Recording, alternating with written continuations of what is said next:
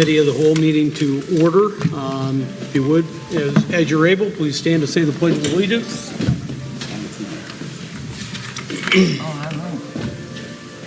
I pledge allegiance to the flag of the United States of America and to the republic for which it stands, one nation, under God, indivisible, with liberty and justice for all. Is that on the TV, the piano? No, it's out Somebody's playing the piano out in the lobby. Thank you. It's nice. Sounds great. Yeah. It's lovely. All right, can I get a motion to approve the agenda, please? Support. So we have a motion by Sabrina and support by Rachel. Any discussion on the agenda for this meeting? Yep.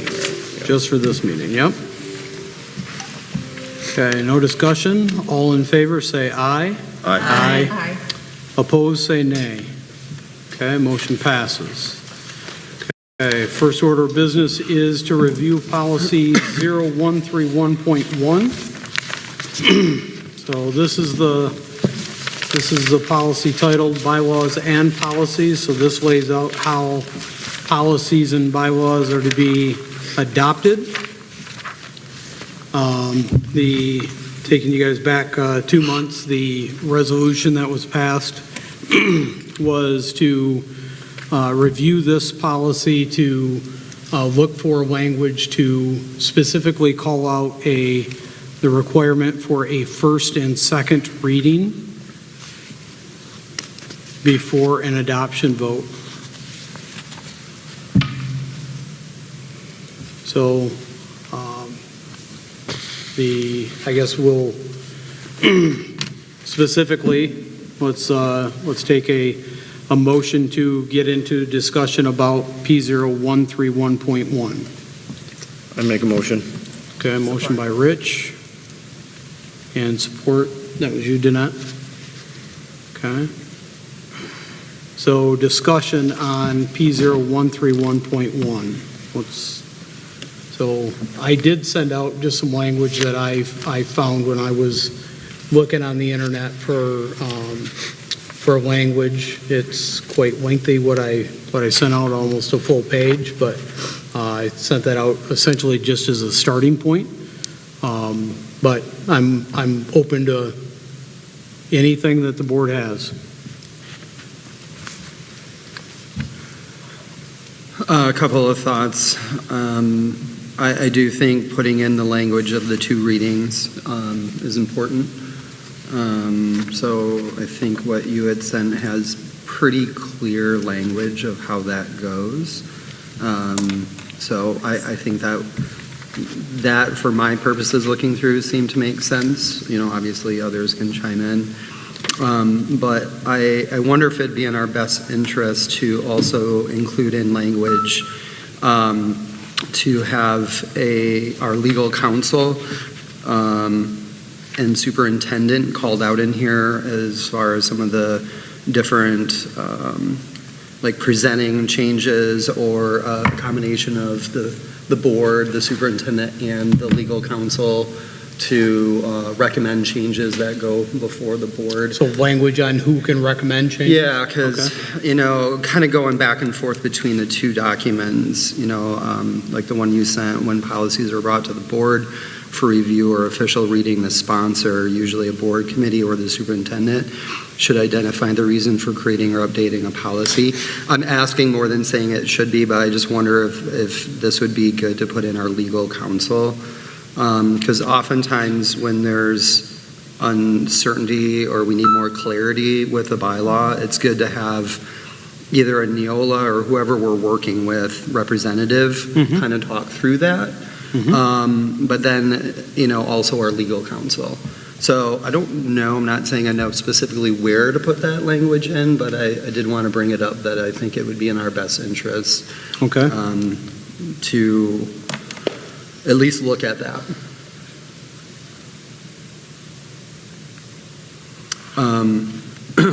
So I just made a note to that point, Rob. I just made a note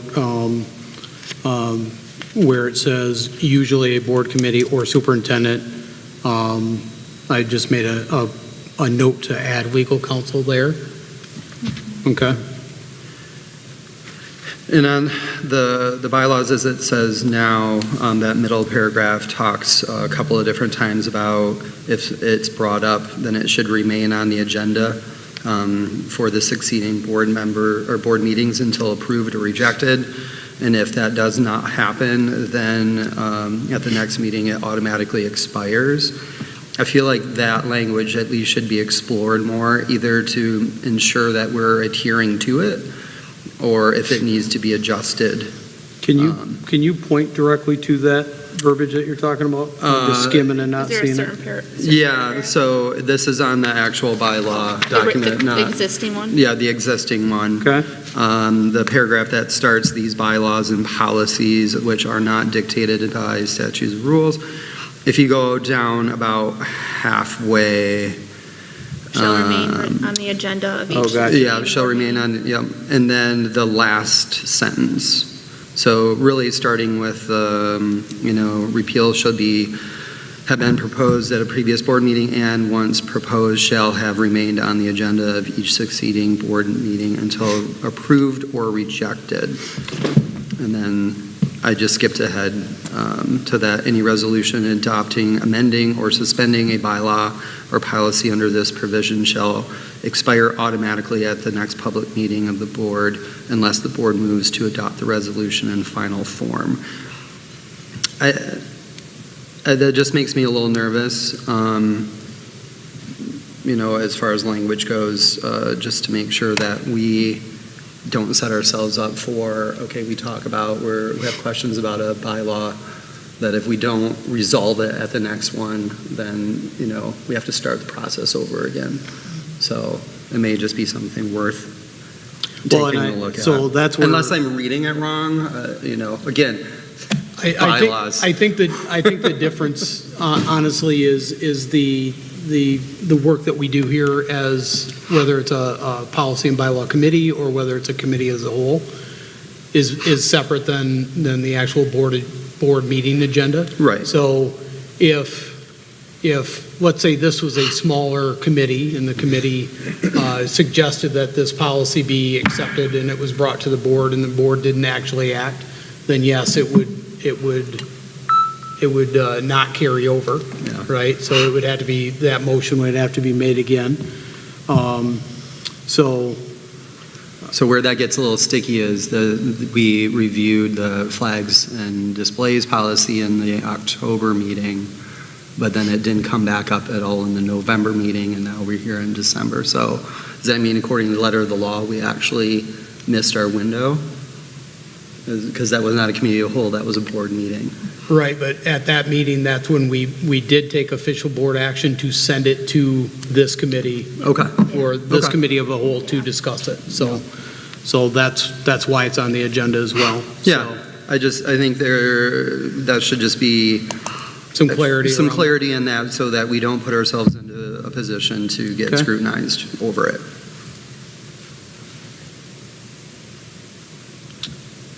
Any other thoughts about this policy in that language, whether it's the language that I sent out, or if somebody has specific language that we think that we should use? I guess, first, do we want to use this as a starting point of language to potentially put into the policy? I think that, in combination of what was suggested, is beneficial.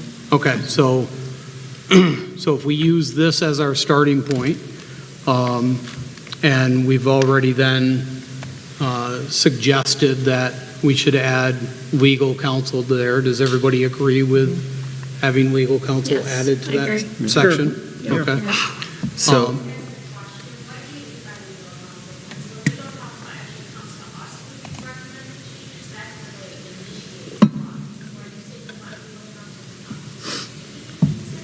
Like beyond Neola, because the Neola person comes to us. Or present it to them.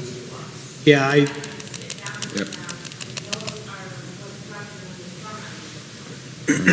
right, so,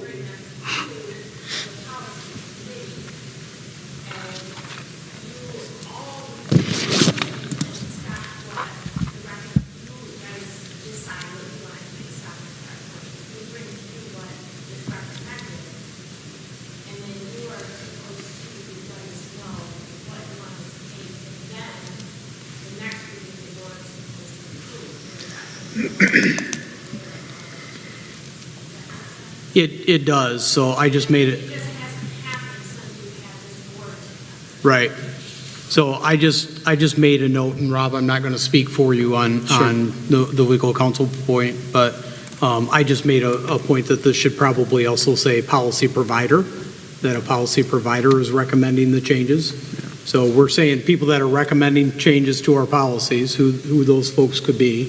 So I see that as Neola. I see that as a committee. I see that as the superintendent. And to Rob, to your point, that recommendation could come from our legal counsel. They could recommend that, hey, you might want to take a look at that policy and look at some changes. So I think I'm hearing that there's essentially 4 different avenues that those recommendations could come. And nowhere in our current language does it include that legal counsel as a part of this process. Right. So I think it's better to have it in there so we know there's no, confusion on that. And then the other part that kind of tied in was with what you had sent, Ken, in this policy adoption. The beginning of the first paragraph, proposed new policies and proposed changes in existing policies will be presented in writing to the board for reading and discussion. It's fine. Unless it is deemed by the board that immediate action would be in the best interest of the district. That's where I also, again, not saying a hard and fast rule, but I just wonder if that's where we should also have the deemed by legal counsel, superintendent, and the board. Not that way there's some checks and balances there. Mm-hmm. It may be repetitive, and it may not actually, if we're already having that legal counsel read through it and recommend things first. But if it's not in writing, then there's room for interpretation, which shouldn't be problematic. Right. And that's what Neola does, is like Kim had said, brings us, this law has changed, this law has changed, this has changed statewide. We want to make sure that we're current with all of that. Mm-hmm. And so that's what they bring us. And occasionally there'll be some opportunities where you can choose 1 or 2 different options out of that. And so we talk through all of that, and that's what we recommend to you guys to vote on. And so I don't know, she's not necessarily a lawyer, but Neola is, that's their job, is to make sure that we are current and up to speed with everything legally, but it's not like Troon or Clark Hill or anything like that. Mm-hmm. Right. So then how does that translate to like the next one we're going to get to, not to jump ahead, but like flags and displays, where it's already gone through that initial process, right, and then it's come to us, and so now we're looking at it again, and that, so is that where we should have some language in that there should be at least some conversation with either Neola or whoever's creating the bylaws and our legal counsel? Well, and honestly, the board can reject all of them if you choose to, but then that may leave us in a precarious situation legally if something happens and we don't have a policy covering it. So I guess that's what I'm saying. If we decide, okay, we're going to reject this or we're going to change this, and then it comes back to, bite us, it would have been better to have a policy in place or the steps in place that then, instead of just quick changing things, that we go and we talk to the people who know. Well, it's like getting a second opinion from a doctor. Yeah. Yes. Yeah. Just to make sure that we're doing the right thing. I don't know how that looks in written form. So I'm just wondering if it is let's say it's a revised policy. Mm-hmm. Let's just talk about a revised policy for a second. If it's a revision that is suggested by one of those groups, it doesn't matter, that before it takes effect, should we get the opinion of the school attorney on that policy? Should we get the opinion from our policy provider on that language very specifically before it actually takes effect? Well, and sometimes when our Neola representative comes in, she will say this, and this, some schools are electing not to even look at this policy, even though it's recommended, but they're looking not to because it's controversial, or it's this, or it's that. Right. So that happens sometimes, but the vast majority, I would say, are things that we have to change to stay current with law. Yep. So before, the language in there should be that before we, as a board, make the final vote, that it's already been approved by a policy provider or attorney, so when it's presented to us for the final draft, we already know that that's been approved. So, and I mean, just open discussion here, so any policies that are brought to us by Neola would already fit Correct. that, right? That's correct. But if we're making changes. But if we're making Yes. changes, or, let's say Brett comes to us saying, hey, I really think that we need a policy on this, and this is some language that I would recommend, right? Brett's not a lawyer, we're not lawyers, unless you are a lawyer. I'm not. You but have I'm not. learning a lot. But you have stated a Holiday Inn Express. Right. So if you've stayed at a Holiday Inn Express and you're playing a lawyer, that it would probably be wise to get the opinion of the school attorney Yeah. on that language, for sure. And, I was at the NC RESA board meeting this morning, and we had very similar conversations because there's some policy, updates that we're looking at up from the county level.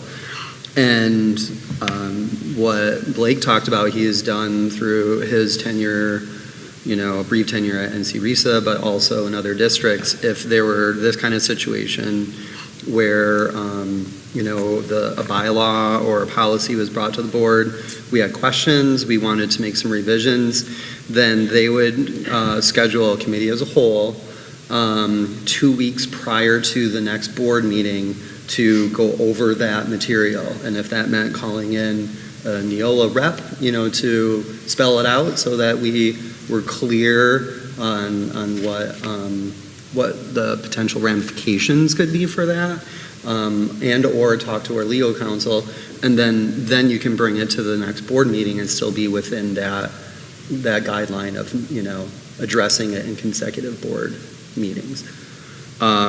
Again, something that we may want to think about.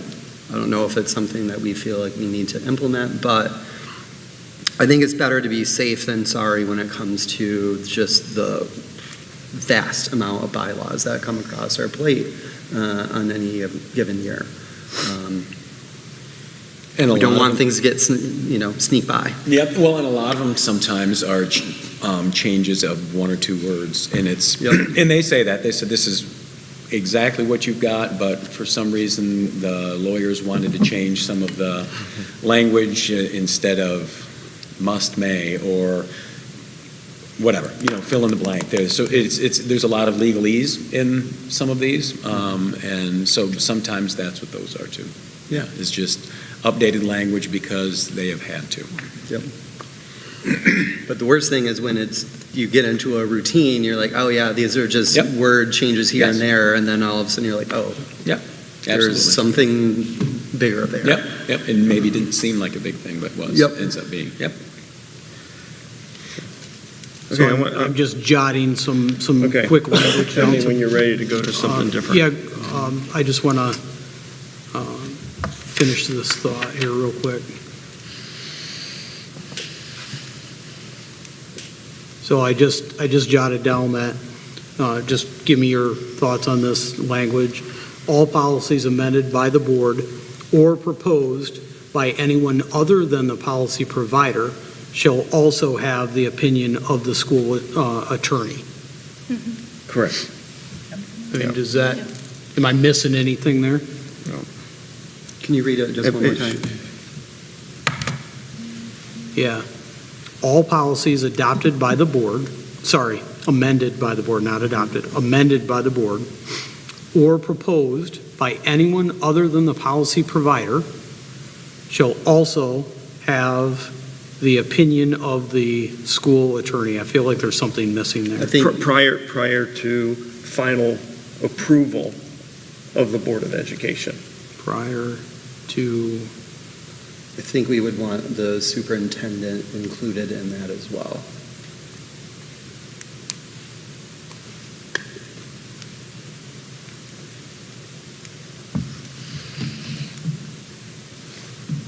Unless that anybody. falls under somebody other than the provider. Sure, yeah. Oh, That's kind of how I hear it, would be Yeah. whether it's from something from me, or if one of you has an idea about something Yeah. that we discuss and come forward with. Yeah. So I think it's covered. The way I heard it, that sounds like it's covered. Okay, so, again, all policies amended by the board or proposed by anyone other than the policy provider shall, and when I say policy provider, I think that, I initially just think Neola there, but Whoever it may be. anyone other than the policy provider shall also have the opinion of the school attorney prior to the final approval vote. Good. Sounds good. Good with that Yep. language, Danette? Brett, that sounds good to Sounds you? good? Covered that I think so, very yeah. well. Okay. Can I add something else? Yeah, please. Okay, in paragraph 3 and 4 of the existing of 131.1, when paragraph 3 ends with a majority vote of the board, paragraph 4 states a majority of those present and voting. And I like to open up the discussion whether we should just simply state in there that it should be a quorum at any time, even amending So just any clear it up. policies that, I mean, if you end up having 3 people that show up for a board meeting, they can do it. It should, I feel that it should come back down to a quorum. Unless it's by the policy committee, that simply can be by simple majority, because it's not instituting it as a policy. Right. But That's just but passing it anything to that the board, anything that the Board of Education votes on should always be by a quorum. Has to be. Well, yeah, it Yeah, has to and be, it should, so it should state that in here, or unless we're going to distinguish between the Board of Education and the policy board.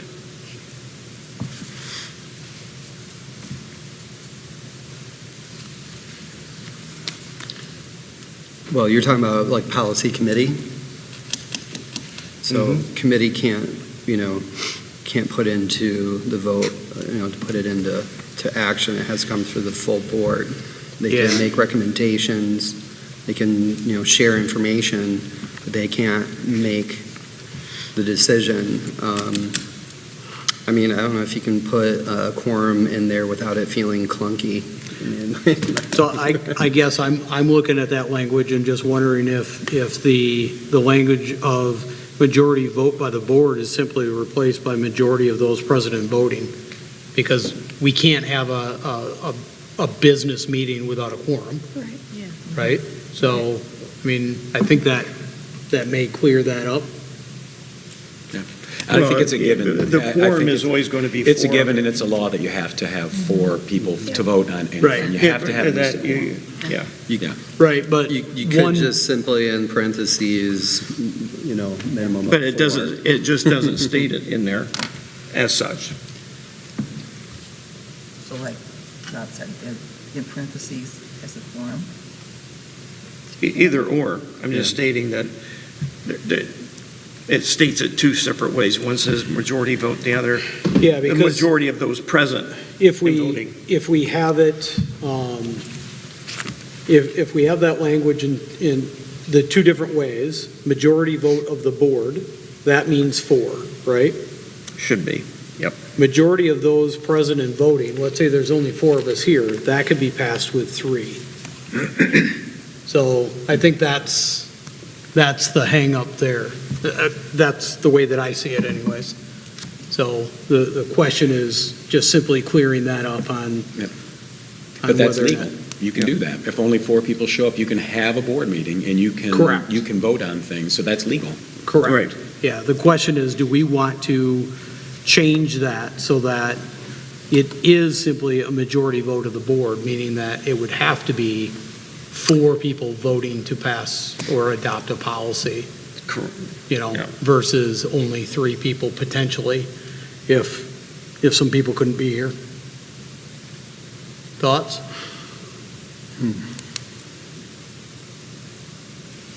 Yeah, I just think it should always, the passing vote should be a quorum. It should be 4. If you only have 4 people that show up, you can't pass that. I With think just if you 3 people. change that language, then you also have to have further description on what the next steps would be.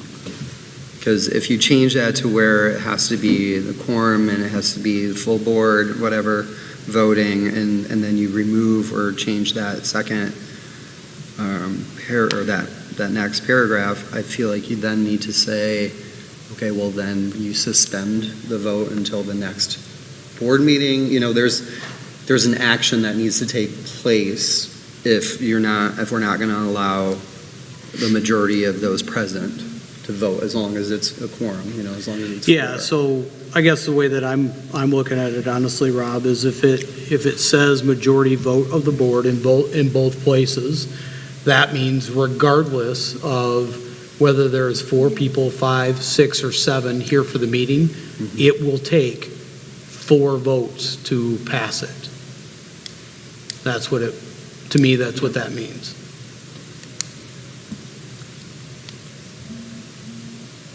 Because it does open it up in that 4th paragraph, majority of those present and voting, that does open it up that only 3 people could adopt a policy.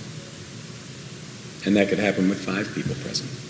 Say it again? That could happen with 5 Yeah. people present. It could be a Yes. 3-2 vote as well. Yes, Yeah. exactly. You're right. Yep.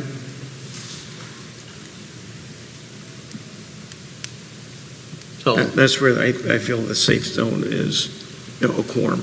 It has to have 4 votes to be instituted. That way, no matter what, it's the majority of the board, regardless of how many people show up to the board meeting. okay, It's a safe zone. okay. How does everybody feel about that? I mean, would you say that we should duplicate the majority vote of the board, that language in that next sentence? Well, right now, we're not obviously taking a vote on this tonight, right? This has to No, come at the next meeting. I do not think that we're going to get No, to we the point can't. where we're Legally, we ready to. can't. And so I think that, yeah, you can put it in there and know that we'll have time to look at it, and, you know, maybe come back. Sure. At our next meeting. Yeah, Get right. a Yeah, legal we're opinion. just, Get a legal opinion. Yeah. And get a legal opinion. Yeah. Yep. Yep. Is See, it's everybody, already coming in handy. is everybody good with duplicating that language? Stephanie, are you good with that? Rachel? Yeah? For the time being, yes. Danette, you're good? Okay, so I'm gonna, Clarifies it a little bit. yeah, nothing's being adopted right now. no, I'm just gonna cross that out and make a note to move that language down. And then, between Danette and I, we'll mock this up and we'll send it out with the language that we decide on today, okay? Right, Danette? Yes, sir. Yeah, no, stop that. Okay. Any other thoughts, since we decided to just kind of go off the sheet that I sent out, any other thoughts on the language there?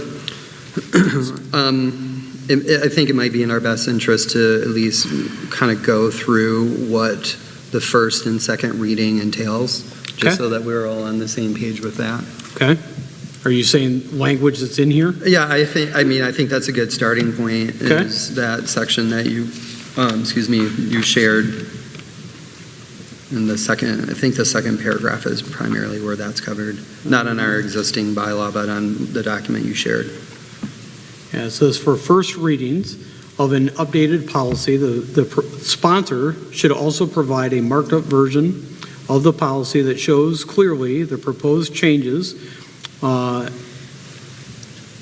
It says are, it should be as, I think, as compared to the existing policy. For second and any subsequent readings, the sponsor should provide a summary of feedback provided at the previous reading, a concise summary of changes made since that reading, and any significant updates related to critical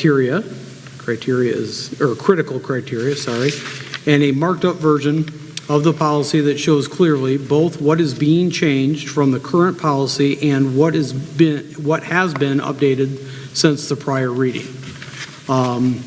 So, to me, and I don't think this language is in here, but to me, the first reading and the second reading need to be approving the exact same language. So if the first reading happens and then the board says, hey, we think that we need to change this language, we need to have another first reading, right? Yeah. Once that is done. So if we want to get some language down around that, let's do that. I think that's smart. Okay? So thoughts on language?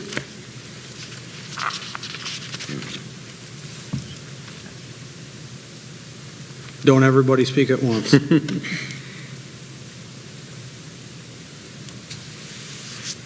sounds good. You think what sounds good? So I What think- we have with the adjustments that have been made are sufficient. I think what you could say, first reading, updated policy, sponsor, blah, blah, blah, composed changes are compared to the existing policy. So there needs to be another another line in between before the for second. Yep. So if, I don't know if it's the board proposes edits or changes, then the first reading will be reread. No. First reading will be reread. Yeah, we're basically doing a redo. I don't know what the Right. words, somebody with words right now, my brain's going. Like a revision? Yeah. So something after first reading, if revisions are necessary, an additional first reading will be held before moving on to the second reading. Something along those lines. Before proceeding on to, subsequent. And I know it might be clunky and it might, I know this will kind of drag some things out, but I think it might just be in our best interest to be cautious and make sure we know completely what we're agreeing to before we agree to it. Right.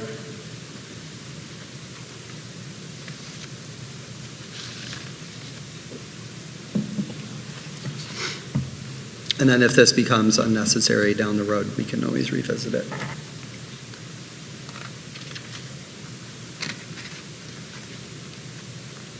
Okay, just tell me what you think about this. If any changes are proposed after the approval of a first reading, a subsequent first reading is required. An additional. Yeah. I think that That sound all right? that's a good Okay. to So start with. we'll get this into this and then we're going to have to have another meeting so that we can go through this in a little bit more detail, so that we can agree to put it on the actual agenda for the meeting. So, okay. Any other suggestions? So for that, when it goes into the second one, do we need to address the statement that was up above, unless it deemed by the board that immediate action, board, legal counsel, superintendent, does that need to exist in this portion of the language, or is that implied, in a different, you know what I'm saying? Where it's in the document is important. So, because we'll do the second reading, but we've also had in here that unless we all deem that we need to take immediate action. So I don't know if it needs to be repeated So what in there, or if within it's hard looking at two different documents to see where exactly things are going. But I feel, so maybe this is a better way of saying it, I feel like we should make sure we are clear in addressing the exceptions. That our standard is a first and second reading. If something changes, we go back to the first reading so that by the time we're going to the second reading, we're ready to vote, correct? Am I reading that? I'm sorry, say that one more time. So we do the first reading until we get it right, and then the second reading is when then we vote? So, Or do yeah, we do a We- second reading and we can still make changes? we would do a second reading, and then after the second reading, because we could still make changes, but Yeah. after the second reading, then we would actually have a vote to adopt. So there would be essentially 3 votes minimum to pass a policy. Or 3 readings? Yeah. 2 readings and then a final vote to adopt, yes. So yeah, it may be worth putting that language of immediate action somewhere in the language when we're describing the first and second reading. So I'm just wondering, what do you guys think if, let's say if it's in an emergency type situation, or there's something that comes up and we immediately, or we say that, hey, this policy needs to be adopted and we need to adopt it right now.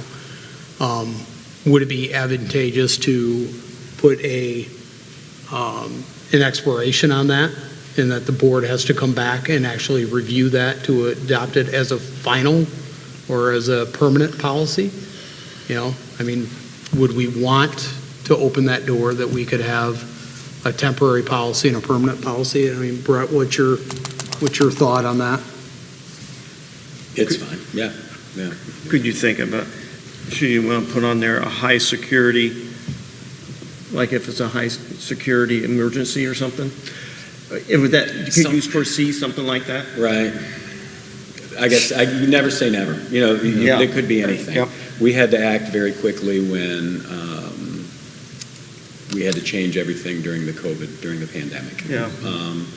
We had a lot of planning that had to be done, and they had to make some decisions right away that, some policy changes that didn't necessarily have a first and second reading because we had to move quickly. So it can happen. But And we might already have that in place that supersedes the first and second reading, like our normal protocol, if we write in the language, what constitutes, an emergency. Right. And what that process is, because And the hard thing, typically that would it come from whoever's Neola for, Right. would it And the come from hard thing Neola was- then to you and then to us? Right. Typically? Right. So- And the hard thing with some of that is it's almost impossible to legislate every single potential Right. issue. Yeah. That's the thing. And that's where you trust your people, and the people have to make decisions sometime. There may not be a policy for something that comes up. There is for a lot. You guys know the books, this thing, the policies. Yep. But, yeah, it's an inexact science, I guess. We try and do our best, but it's an inexact science sometimes because you just never know what's going to come up. What if we would just look at proposing just a total separate high emergency policy that would that we could go into the details of that, opposed from putting it with this, instituting a total separate type of policy that relates totally to high emergency situations of how we could operate. Then that way, this is just under general operation, but having a separate policy for high emergency situations, I think it would help spell it out. It would be easier to go to that instead of trying to dig through a policy that has it hidden in it. Why not just make it a total separate policy? That makes sense. That's something to consider, but I would not feel comfortable with making any sort of move on that until after we had, conversations with Neola and our legal counsel. I feel like that goes above. They may it goes already have above our something pay in grade. place, on that. Mm-hmm. And you can create a policy that Neola doesn't have. All I'm stating is they may already have that. We can look into it. If it doesn't, we can create it. If it's shot down by a lawyer or Neola, fine. But knowing what's coming down the pike, what is the possibility of having a high emergency policy, situation?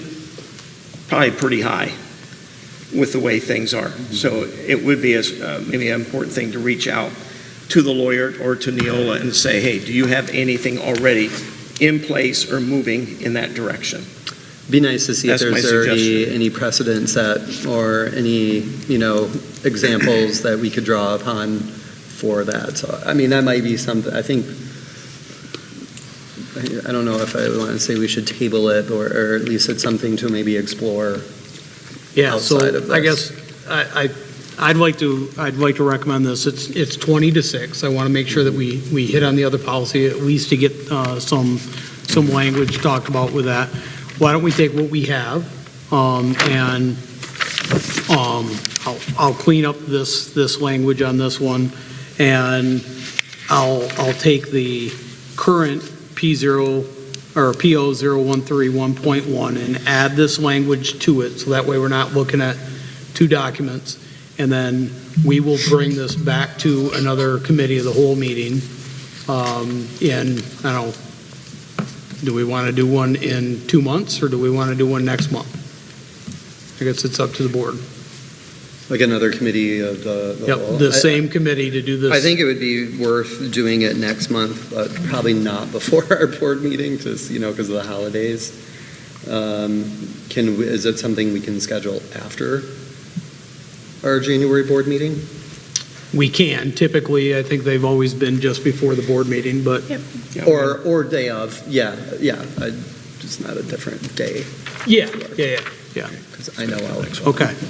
All right, so we'll take this language, combine it with our current policy, and we'll continue this discussion on this one at another meeting. Is everybody good with doing another meeting next month? Sure.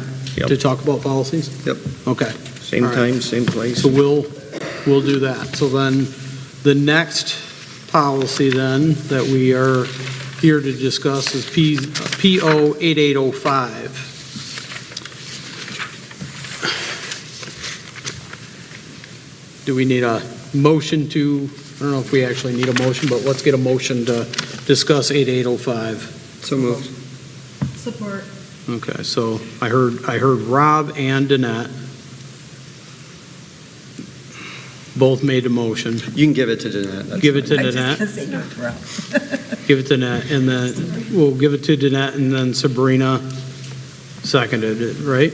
Yes. Okay, all right, thank you. So flags and displays, what do we got on this one? Thoughts? I guess my first thing is more of a question for everybody, because I know how I look at this. I'm just curious to my fellow board members, what's your interpretation of this? Because if you look at it, letter of the law, our district in so many ways is in violation, including all of our sponsorship stuff, all of our student artwork, every classroom who throws up a poster of some, movie or book or something. And that screams red flags to me. And I kind of put it this way, it feels like a policy that's looking for a problem. I have great reservations about this, because I feel like it could set us up for lots of issues in how it's interpreted and how it's carried out. And, there are districts, I read an article, like Three Rivers Community Schools back in August, voted not to adopt it. And by February of 2023, only 4 out of 44 districts across the state had adopted the policy. And I liked what they did instead. I can read through it, or if other people want to say what they feel about stuff first, I can hold off. Go ahead and say finish. Okay. So this is, instead of this bylaw, they created a policy, a school policy that would do kind of the same thing, look at these. And so they created new administrative guidelines that they put into place following the vote that had some exceptions, or expectations, surrounding displays. So they must align to the district's mission statement. And to start with, I always felt like this was something more, better suited for our building administrators to be leading the charge. You know, that's what they do already. They have in the handbook, you know, what is and isn't allowed, you know, for display. Let them be the, you know, the people that are monitoring that and taking care of their building. And then if it becomes a bigger issue, then it would come to us, not start with us. So must align to the district's mission statement, create a learning environment that stimulates interest and challenges student knowledge and understanding of the world, encourages respect for the school environment, and actively works to ensure it is an enriched place to work and learn, uses display and resources to impact learning, and then reflect a high-quality learning environment that has a direct impact on the standards and attitudes of the pupils and our students. I feel like that line of language feels better to me than, you know, what it currently states of only the Michigan flag, only the current school flag, you know, academic achievement, school athletic association and other sport tournament displays, which I feel is discriminatory right there, even though I love our athletics and I'm all about championing them, but that's one aspect of our student body. There's a lot of other things that we should be championing in addition to that. And then, you know, the colleges and universities and foreign exchange students. I feel like it's very limited in the language, and it does not, again, letter of the law, does not give a lot of leeway for, you know, talk to any of our principals. You know, it does not set to me a good positive culture within a district. It seems very heavy-handed. Could you send that Sure. article out to the rest of us? Okay. I think that would be good. Yep. So that we can all look at that as well. I make a suggestion on A, where it says the current Michigan flag, to change that to the national and Michigan state flag. There's nothing on here that states our national flag. So I like to have item A refer to national and Michigan state flag. Also, in line C, where it talks about displays that denote or recognition of achievement, and that at the end of it, where it says approved by the superintendent as to content and location of the display, that would read somewhat like the superintendent as to content and location of the temporary display. I think one problem that this whole policy opens up, there's no distinguish between what is a permanent display and what is a temporary display. And that would help clarify that. And then in the policy, and then we could define what the difference between a temporary and permanent display is. And obviously, a temporary display would not allow any alteration to the school property. It's something that if you put it up and you take it down, that there's no repairs, there's no alterations to where that goes. So when it comes to any type of posters or pictures and so forth, all of those would fall under the classification of being temporary. So if we could have somewhere in the policy distinguish between temporary and permanent. Okay. Just some ideas. Thoughts on those? I still think that leaves a lot of room for interpretation, and I don't know if this is a bylaw that has a positive impact at all. I would still be in favor of voting no on it. Without quoting our attorney in that, I think we need to go back to conversations, because he did address that, the difference between permanent and temporary. So that's why I just say we should go back and view that and at least have some sort of a definition in there, what classifies temporary, what classifies permanent, and have it run by our legal counsel. I did do some researching, and I did see Three Rivers, Fowlerville, Union City, and I'm missing one more. In Michigan did also have issues with this policy. So I actually went to their district's websites and looked through their policies just to see what they did, because every district has to have some type of policy that addresses something to do with anything that's hanging on the walls or being put out in the district. So I kind of like put something together, combining their policies, and just so we can look at it as a whole and see what these districts have done. Doesn't mean that they all apply to our district. Just, kind of like something maybe to reflect on and what we could add to ours. So essentially they had, flags were allowed on their symbol declaration or official government flags or any other flags with an educational purpose. And again, this is a document put together from all these other policies. Banners, posters, electronic insignia, similar items. C, the current Michigan flag. D, the school flag. E, sponsorship signage. I know that was a really big concern, and that's important in our district for sure.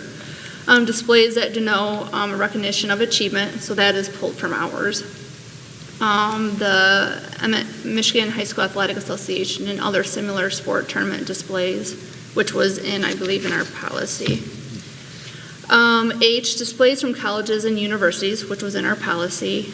Flags of countries representing our foreign exchange students or for educational purposes. And then J, student artwork. So, those are allowed. Materials must, and a few districts did add this portion to their policies. They must support the district's mission, policies, learning service, and school programs. So it kind of goes along the lines of what you had mentioned. Be appropriate for student audiences and comply with board policy and federal, state, and local laws and regulations. C, the district will not distribute or post material that would promote illegal activity, promote illegal discrimination, be reasonably interpreted as an attempt to, put out words or symbols or images that would be regarded to as lewd, obscene, vulgar, plainly offensive if communicated by a student on school grounds, defame a person or organization, or threaten serious disruption of a school or school-sponsored activity. I think that one came from, I can't remember what district that was. I recognize part of that from Three Rivers. Okay. And then there's two more. D, no display materials that allowed to endorse, promote, disparage a particular political, personal, religious, denominational, sectarian, agnostic, or atheist belief or viewpoint. E, materials that do not convey the district's educational message or are determined by the building principal to be in violation of the guidance in this policy may be removed by the school principal. So that is just kind of pulling those together. Sure. And kind of combine them with ours and seeing, hey, what works, what doesn't work, what needs to be reworded. So another part of the Three Rivers, it goes in that same, the disrupt the educational environment. Teachers are encouraged to consult with the principal and advise them on proposed displays. And then there would also be an appeal process for teachers or families within 3 school days of a decision on a classroom display. So that's some language that goes into the process. So there's an actual process. If there's something that somebody has a problem with, there are steps to take, which I think are really important. I would also, the artwork, I think that we could generalize it a little bit more to either something like projects, or student-driven work, because then Yep, that's that's fine. kind of all encompassing It's not to. just artwork. Yeah, Yes, it's yeah, all of it. Kind of general, It's- but yeah. Yep. So, Back So- to what you stated, Rob, the teachers being able to have time to go get it approved by principal, bring it back, they have like the 3 days. Mhm. If there's no resolution at that point, then bring it to the board. we can talk about that. It doesn't say in this, if that's part of the I'm process, just but wondering if yeah. maybe that's a good way to Right, resolve it. and Right, okay. Be able to see what's going on. It is 5-2. So Rachel, can you send that out to the entire board as well? Yes, yep, I can. So if you send that out, and then Rob, if you send out what you have. Yep. And if anybody else finds anything else on this, send it out. And so we'll have, should have some more focused language on the first one that we discussed today for the next meeting. And then hopefully we can get into some more detail, picking into the language of Yeah. these. Both, yeah. What I'd like to do is try and combine those two things that you guys just had, so that we can discuss that and not be looking at two different things again, but, Right. that may be what we have. So I do want to try and give a couple minutes for any public comment, so if Yep, anybody that's fine. has anything, why don't we move into some public comment quick, if everyone is good with that? Okay. Any public comment? Okay.